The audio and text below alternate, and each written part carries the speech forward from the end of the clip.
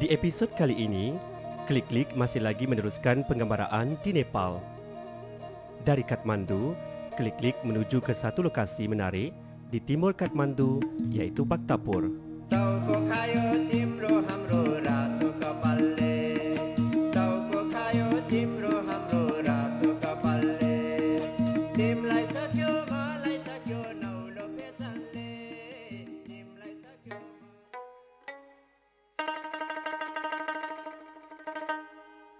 Terletak 13 km atau kira-kira 40 minit perjalanan dari Kathmandu, akhirnya kami tiba di Bhaktapur Durbar Square atau kawasan Istana Bhaktapur.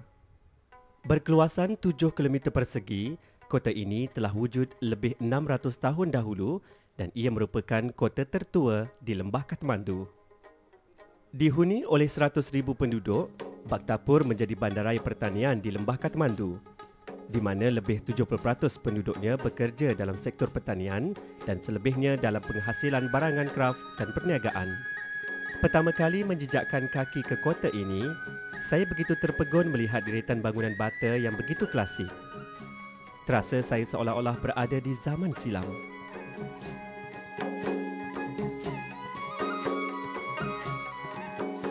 Semasa berjalan ke pintu masuk kota ini, terdapat banyak kedai-kedai yang menjual pelbagai barangan kraft yang begitu cantik dan unik. Ternyata, masyarakat di Nepal ini mempunyai hasil seni yang begitu kreatif.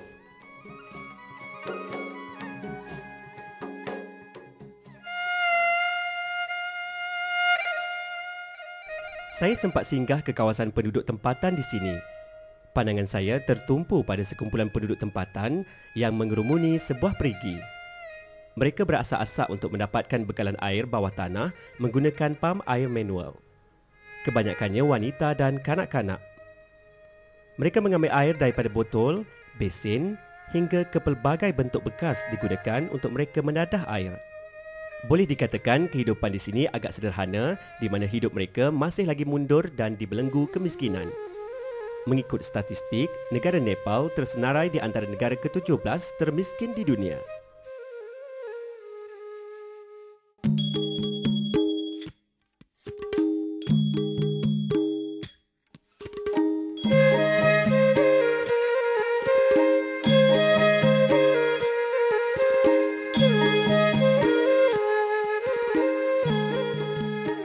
Bagi pengunjung yang datang ke sini, bayaran masuk sebanyak $15 iaitu sekitar RM45 Malaysia seorang dikenakan untuk memasuki kota kuno ini. Okey, ini dia tiket untuk masuk ke Bhaktapur. Seorang hanya $15 ataupun RM45 Malaysia. Jom. Bagi anda yang datang ke sini, tidak perlu risau jika anda tidak mengetahui latar belakang dan sejarah Bhaktapur. Ini kerana di sepanjang laluan masuk ke kota ini, anda pasti akan disapa oleh pemuda-pemuda Nepal yang menawarkan diri sebagai jurupandu pelancong dengan harga yang cukup murah dan harganya juga boleh ditawar mengikut persetujuan mereka. Saya mengambil salah seorang pemuda Nepal, Krishna, yang berusia 23 tahun yang merupakan anak kelahiran Bhaktapur. Walaupun agak muda usianya, namun penguasaan bahasa Inggeris dan pengetahuannya tentang sejarah Bhaktapur cukup baik. Okay, now we are in here. This is main Darbar Square. Darbar means King Palace and Square means area. Area, okay. And in here we have a two lion, and these two lion from protect. Before inside we have a palace, and when we have earthquake in here 1934, this palace is totally destroyed.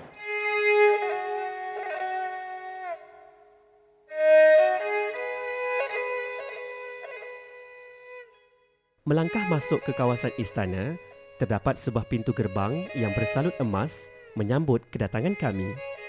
Ianya dibina oleh Raja Ranajit Malla yang merupakan raja terakhir pemerintahan dinasti Malla. Bhaktapur dulunya disebut Badagon atau Kopa, merupakan satu daripada 3 kota diraja di lembah Kathmandu. Bhaktapur pernah menjadi ibu kota kerajaan Nepal di bawah pemerintahan kerajaan Malla dari abad ke-12 hingga abad ke-15 setelah diperintah oleh 3 generasi Malla. Pada tahun 1768, bandarayanya jatuh kepada Prithvi Narayan Shah. Kegemilangan Bhaktapur terus merosot semasa zaman pemerintahan dinasti Shah, sehinggakan pembangunan ekonomi yang dahulunya tertumpu di Bhaktapur telah beralih arah ke Kathmandu. Setiap monumen sejarahnya mencerminkan adat, budaya dan agama di Nepal pada abad pertengahan. Pada mulanya, saya merasakan Bhaktapur ini tiada bezanya dengan kota-kota lama di Nepal yang telah saya lawati sebelum ini. Namun, ianya ternyata silap. Bhaktapur sebenarnya jauh lebih bersih dari mana-mana tempat yang pernah saya lawati di Nepal. Jadi, tidak hairanlah kota ini menerima anugerah kota terbersih di Nepal. Selain itu, Bhaktapur juga tersenarai sebagai tapak warisan dunia UNESCO pada tahun 1979.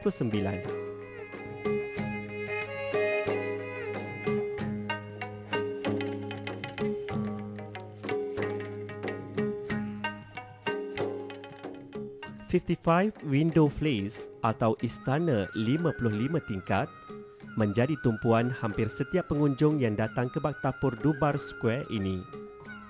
Sekali imbas, tiada yang aneh dengan istana setinggi 3 tingkat ini. Namun, setelah diamati, di tingkat 3 istana ini dipenuhi banyak tingkap-tingkap kayu berukir. Bentuk, ukiran dan saiz tingkap-tingkapnya juga berbeza dengan binaan tingkap di tingkat 1 dan 2.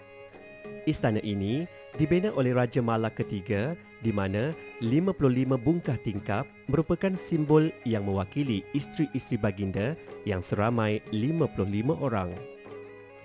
Kini istana ini menjadi muzium galeri seni yang menempatkan pelbagai karya seni kota Bhaktapur.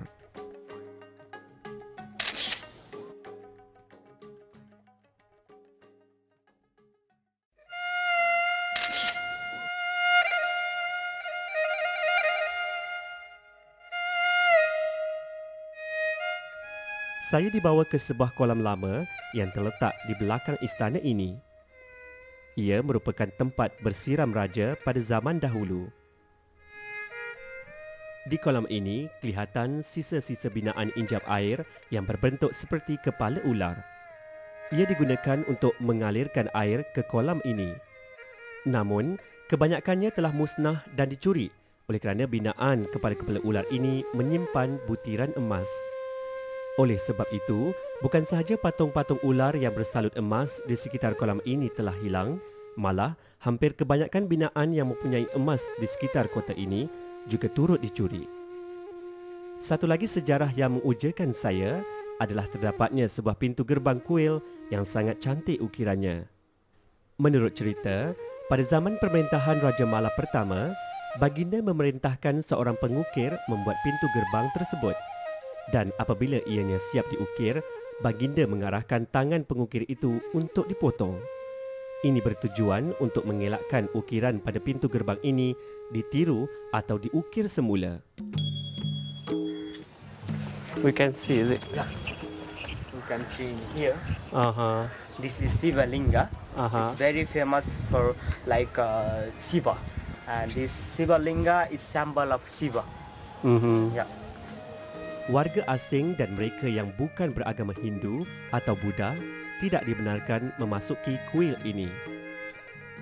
Kebanyakan monumen-monumen di dalam kota kuno ini dibina oleh Raja Bupatindra Mala sehinggakan terdapat sebuah patung bersalut emas yang menggambarkan dirinya turut dibina. Pada tahun 1934, Bhaktapur dilanda oleh gempa bumi yang sangat besar. Kebanyakan binaan di kota ini musnah, tetapi ianya telah dibina semula pada tahun 1980 mengikut sedi bina asal. Bertentangan dengan 55 Window Place ini, terdapat sebuah lonceng besar. Saya dimaklumkan bahawa dahulunya lonceng ini digunakan untuk memanggil rakyat berhimpun di dataran istana.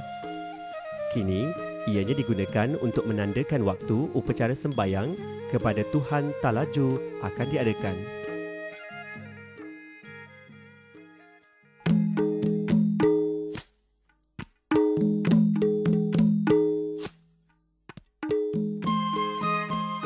Saya dibawa melawati bandar Baktapur dari satu sudut ke satu sudut hinggalah ke kawasan aktiviti penduduk tempatannya.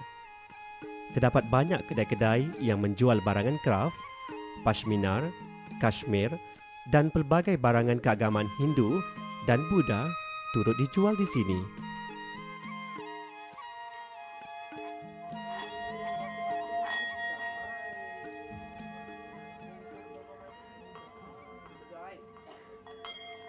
Susah ya nak bujikan ni. Ni pun boleh lah.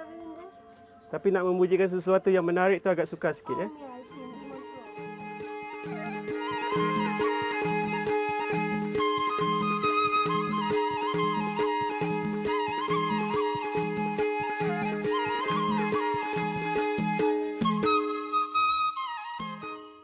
Ukiran kayu merupakan antara yang paling popular di Nepal dan untuk ukiran seumpama ini harganya RM1,400 ataupun RM60 Malaysia. Hasil ukiran kayu di sini sungguh halus buatannya, malah harganya juga cukup berpatutan. Saya sempat singgah di Lama Tangka Painting School yang merupakan sebuah sekolah untuk mempelajari seni lukis. Kebanyakan lukisan-lukisan di sini bercirikan keagamaan Hindu. Sekarang saya berada di Lama Tangka School ataupun sekolah melukis tertua sekali di Nepal dan mula beroperasi pada tahun 1972 lagi.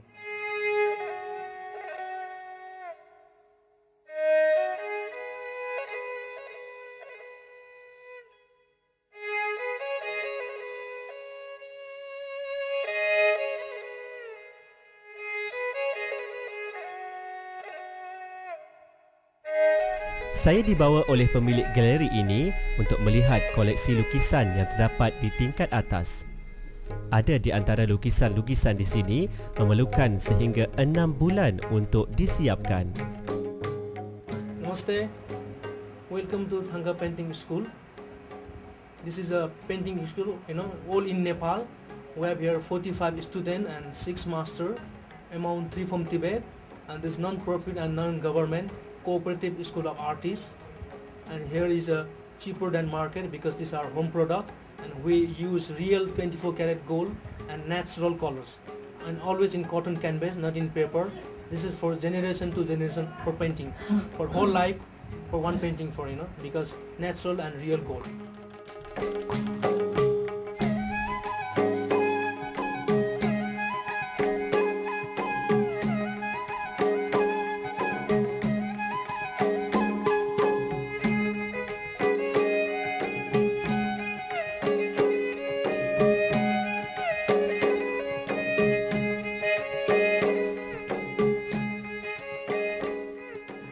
Sebagai tanda cenderah hati, sempatlah saya beli dekat sini. Satu ni, mula-mula harganya RM100. Selepas ditawar, dapatlah RM50.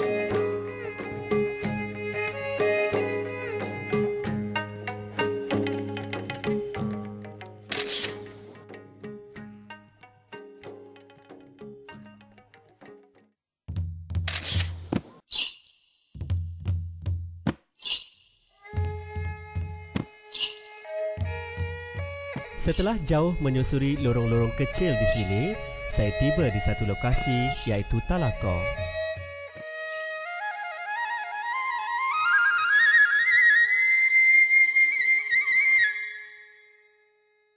Kelihatan beberapa wanita sedang menjemur jerami gandum yang pada awalnya saya sangka jerami padi.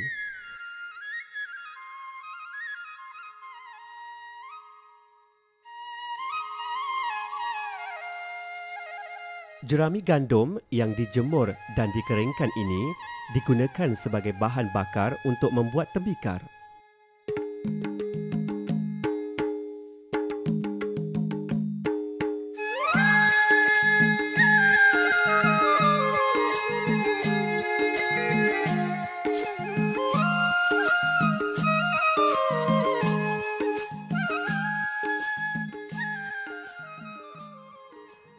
Satu lagi aktiviti yang dilakukan oleh penduduk tempatan adalah pembuatan tembikar. Dan kalau anda lihat, tiada penggunaan alat mesin moden yang digunakan untuk menghasilkan tembikar seumpama ini. Penggunaannya adalah menggunakan peralatan tradisional dan hinggalah menghasilkan tembikar seumpama ini. Kesemua tembikar di sini dihasilkan secara tradisional tanpa sebarang bantuan mesin moden. Kerja tangan ini diusahakan oleh penduduk setempat dan kemahiran ini diturunkan dari satu generasi ke generasi yang lain. Sambil-sambil itu, sempatlah juga saya mencuba sendiri membuat tembikar. Kebiasaannya, alas untuk membentuk tembikar berpusing dengan bantuan motor. Tetapi di sini, saya perlu memusingkan sendiri alas tembikar ini. Bayangkan, kerja membentuk perlu dilakukan dengan pantas sebelum alas membentuk ini berhenti berpusing. Memang kalang kabut dibuatnya.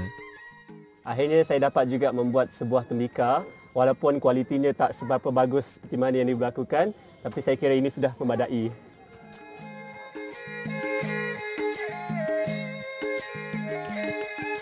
Di pertengahan jalan, pemandu pelancong menawarkan saya untuk merasa sejenis buah tempatan iaitu Aru Pokhara. What is the name? This is Nepali, we call Alu Pokhara. Aru Pokhara. Yeah. Bentuknya seperti buah apel kecil dan rasanya masam-masam manis. Rasanya manis dan sedikit masam. Akan buah prun juga Satu bungkus ni dengan RM10 saja.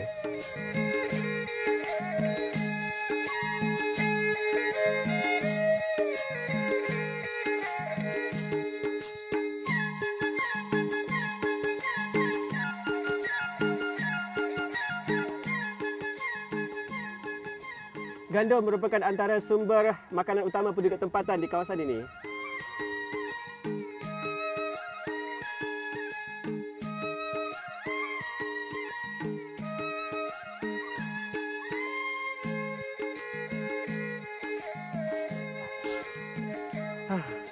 Menyelami kehidupan penduduk di Bhaktapur memang seronok sebenarnya ya. Apatah lagi dapat melakukan aktiviti seharian seumpama ini. Tidak jauh dari pusat pembuatan tembikar tadi, kelihatan sebuah binaan dengan tangga menuju ke puncak yang agak curam dan tinggi. Ianya adalah kuil Nyatapola yang merupakan sebuah makam yang dibina untuk memperingati Dewi Wanita yang paling berkuasa dalam kepercayaan Hindu iaitu Sidi Lakshmi. Kuil ini juga dipanggil Lohandega. Tidak seperti kuil-kuil lain di Bhaktapur Durbar Square, kuil Nyatapola ini diawasi oleh beberapa binaan menyerupai monyet, garuda dan singa menuju ke puncak kuil. Dari atas puncak kuil ini, kelihatan indah pemandangan kota Bhaktapur yang berlatar belakangkan pergunungan Himalaya. Sememangnya, bersantai dan merehatkan diri seketika setelah penat berjalan begitu menenangkan. Bagi anda yang ingin merasai pengalaman bermalam di kota kuno ini, tidak perlu risau kerana di sini tersedianya banyak tempat-tempat penginapan selain pelbagai restoran untuk mengisi perut. Bhaktapur sememangnya kaya dengan budaya, candi, monumen bersejarah dan pelbagai hasil seni yang cukup menarik. Ia sememangnya sebuah kota kuno indah yang masih terpelihara untuk diterokai. Bagi sesiapa yang datang ke Nepal tetapi tidak menjejakkan kaki di Bhaktapur, ianya begitu rugi dan boleh dikatakan tidak lengkap bagi pengembaraan anda kerana kota Bhaktapur ini ibarat muzium terbuka yang kaya dengan karya agung pelbagai hasil seni. Bhaktapur adalah satu-satunya tempat di Nepal yang tetap tidak tersentuh oleh budaya barat. Hampir 3 jam saya berada dalam kota Bhaktapur. Saya meneruskan perjalanan ke satu lagi lokasi iaitu Nagarkot. Di sepanjang jalan menuju ke puncak, terdapat banyak rumah-rumah penginapan tersedia di lereng-lereng bukit. Hampir 30 minit perjalanan dari Bhaktapur, akhirnya saya tiba di puncak Nagarkot. Terletak pada ketinggian 2,195 meter di sebelah timur Kathmandu, Nagarkot berdiri megah sebagai salah satu lagi tumpuan para pelancong yang popular di Nepal.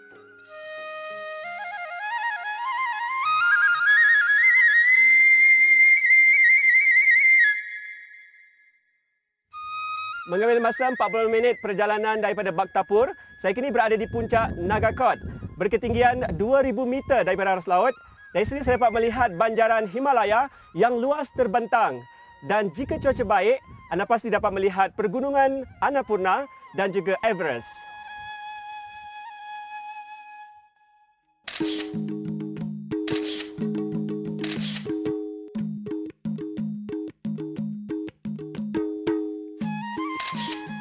Puncak Nagarkot menawarkan panorama lembah yang menurut penduduk tempatan sebagai tempat di mana kecantikan yang kekal sepanjang tahun. Ini kerana dari sini anda dapat melihat pemandangan yang luar biasa banjaran Himalaya. Jika cuaca baik, pergunungan tertinggi di dunia dengan beberapa puncaknya yang terkenal seperti Sagarmatha atau Everest, Kanchenjunga, Makalu, Dhaulagiri dan Annapurna boleh anda lihat. Banyak pelancong datang ke sini untuk melihat matahari terbit dan terbenam di atas Himalaya yang pastinya begitu indah. Masa yang paling sesuai untuk melawat puncak Nagarkot ini adalah di waktu petang kerana apabila menjelang waktu senja, pemandangan matahari terbenam di kawasan ini begitu mengasyikkan.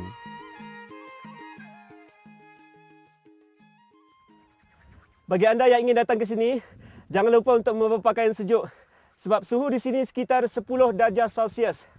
Memang sejuk dan jangan jadi macam saya. Berada di puncak Nagarkot, cuacanya begitu dingin sekali ditambah tiupan anginnya yang menusuk sampai ke tulang.